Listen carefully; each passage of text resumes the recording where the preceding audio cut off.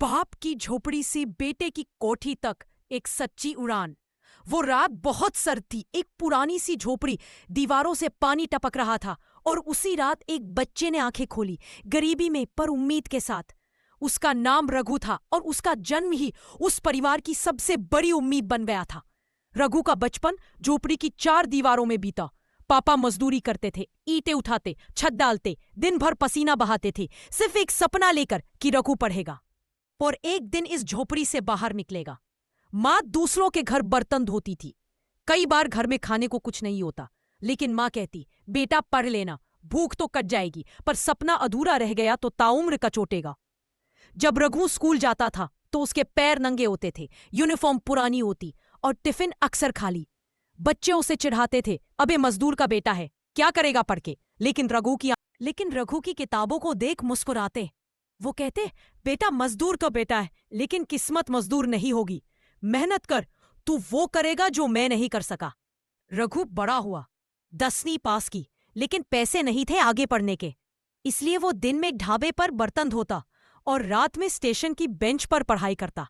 ना नींद की शिकायत, ना किस्मत से नाराजगी, बस ये एक सपना, पापा को सूट में देखना है। बहुत लोगों ने कहा, छोड़ दे ये सब, मजदूरी ही करेगा। लेकिन रघु ने किसी की नहीं सुनी। वो कहता, मेरे बाप ने जो जिंदगी दी है मैं उसे बर्बाद नहीं करूंगा। और एक दिन मौका आया। एक बड़ी कंपनी में इंटरव्यू था।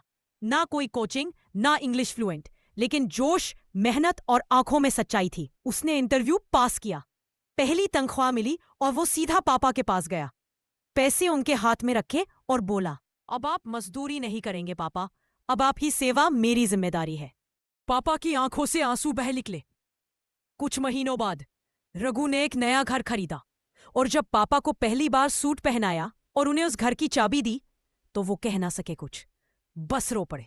रघु ने कहा, पापा ये कोठी आपकी है और मैं सिर्फ आपका सपना हूं जिसे आपने अपनी मेहनत से जिया है। आज रघु एक बड़ी कंपनी में काम करता है, लेकिन जब कोई पूछता है तू कौन है, तो वो मुस्कुराकर कहता है, मैं एक मजदूर का बेटा हूं और उसी ने मुझे बना दिया। आज समय का ये कहानी सिर्फ रघु की नहीं रहे, ये हर उस बेटे की है जो अपनी बाप के लिए एक सपना बन जाता रहे, और हर उस बाप की जो खुद मिटकर अपने बेटे को चमकने देता है। अगर आपको ये कहानी दिल को छू गई हो तो एक लाइक दीजिए एंड सुनो तेरे से ऑफिशियल ओन सब्सक्राइब करना मत भूलिए, क्योंकि ये सिर्फ कहानियां नहीं, ये उस हर इंसान की आवाज है जो सपने देखता है और उन्हें सच करता है।